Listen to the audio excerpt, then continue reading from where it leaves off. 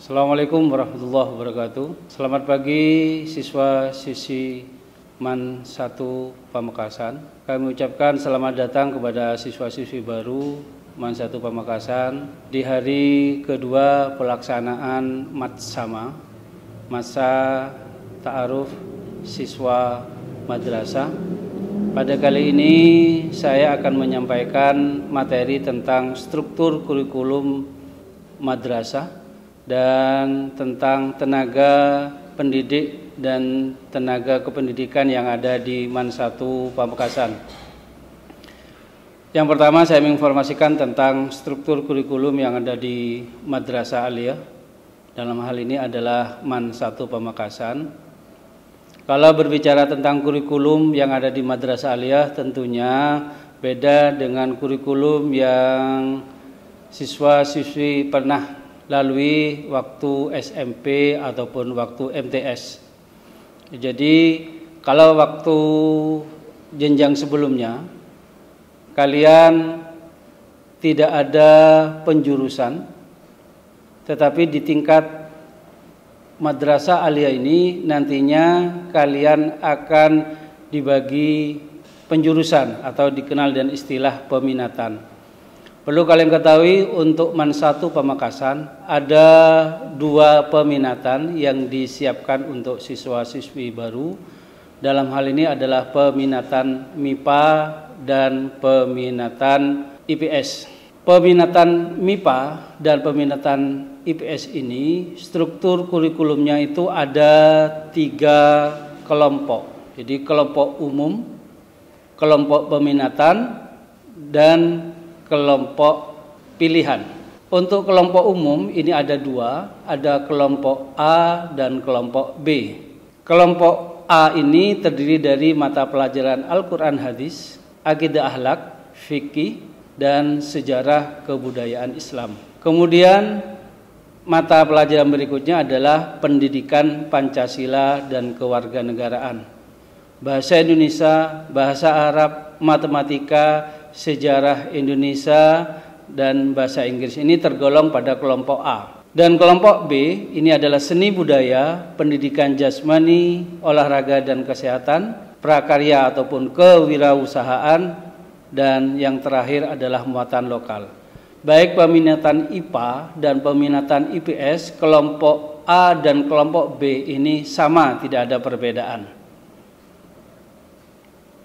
Sedangkan yang membedakan antara peminatan IPA dan peminatan IPS ini adalah kelompok peminatan. Bagi siswa yang nantinya masuk peminatan MIPA, maka mata pelajaran yang diampu oleh kelompok MIPA atau kelas MIPA yaitu matematika, fisika, kimia, dan biologi. Sedangkan peminatan IPS ini adalah geografi, sejarah, sosiologi, dan ekonomi. Perlu anakku sekalian ketahui bahwasanya untuk peminatan MIPA, matematika itu ada 2. Ada matematika wajib, ada matematika peminatan. Sedangkan matematika wajib ini tidak ada bedanya antara MIPA dengan IPS. Kemudian untuk yang peminatan IPS, peminatan ini terdiri geografi, sejarah, sosiologi, dan ekonomi. Berarti di peminatan IPS ini ada 2 sejarah. Jadi ada sejarah wajib, ada sejarah peminatan. Kalau sejarah wajib antara IPA dan IPS ini sama. Kemudian kelompok yang terakhir itu adalah mata pelajaran pilihan. Mata pelajaran pilihan ini terdiri mata pelajaran lintas minat. Jadi kalau peminatan MIPA berarti lintas minatnya bisa IPS, bisa bahasa, bisa keagamaan. Untuk lintas minat, jadi di samping mata pelajaran lintas minat juga ada mata pelajaran informatika. Jadi informatika ini bisa kita kategorikan ke dalam mata pelajaran pilihan. Perlu anakku sekalian ketahui bahwasanya untuk peminatan MIPA, lintas minatnya untuk kalian ini nantinya adalah geografi dan ekonomi. Sedangkan untuk peminatan IPS, lintas minatnya yaitu kimia dan biologi. Sehingga total dalam 1 minggu, jadi dalam 1 minggu kalian akan memperoleh mata pelajaran sebanyak 51 jam pelajaran. Sehingga inilah yang membedakan antara madrasah aliyah dengan SMA. Jadi kalau SMA itu hanya 46. Kenapa perbedaannya? Ya karena perbedaannya pada pendidikan agama Islam. Kalau SMA pendidikan agama Islam hanya 3 jam, tetapi untuk pendidikan agama Islam di madrasah aliyah ini terbagi dalam beberapa mata pelajaran, yaitu akidah akhlak, fikih, SKI, dan Al-Quran hadis. Dan ditambah lagi mata pelajaran bahasa Arab. Inilah yang membedakan kalian dengan siswa-siswi SMA. Maka berbahagialah pada anakku sekalian yang berada di MAN 1 Pamekasan ini, karena kalian ini sudah bisa kita kategorikan ke dalam SMA plus. Tentunya dengan perbedaan jam pelajaran dalam 1 minggu, wajar kalau setiap harinya pulangnya berbeda dengan SMA, berarti bisa lebih sore. Perlu kalian ketahui bahwasanya kita masuk mulai jam 07.00 sampai dengan 15.15 waktu Indonesia bagian Barat.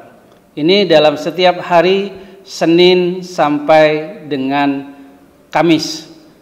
Kenapa? Karena masing-masing hari ini ada 10 jam pelajaran. Ditambah dengan hari Jumat, dan hari Jumat ini hanya 5 jam pelajaran dan hari Sabtu ada 8 jam pelajaran. Ini yang membedakan. Sehingga tentunya nanti hari Sabtu tidak pulang seperti halnya Senin sampai Kamis. Ini kalau kita berbicara tentang struktur kurikulum yang ada di MAN 1 Pamekasan.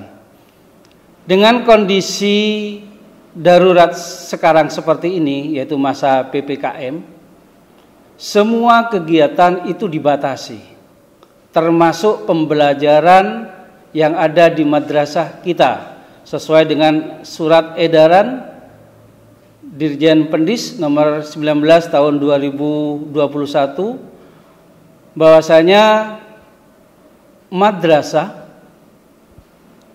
dengan kondisi PPKM Pamekasan ini termasuk level 3, sehingga karena tergolong level 3 maka proses pembelajarannya harus daring.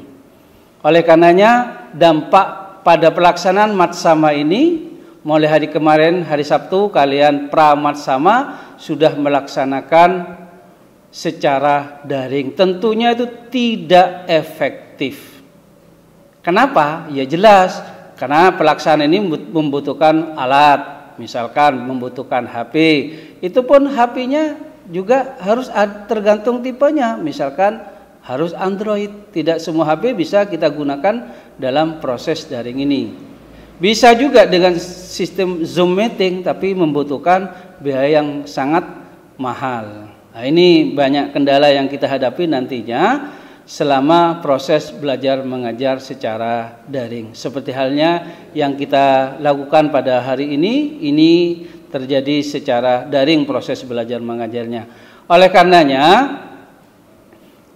pelaksanaan PPKM ini dilaksanakan berakhir tanggal 20 Juli kalau tidak ada perpanjangan.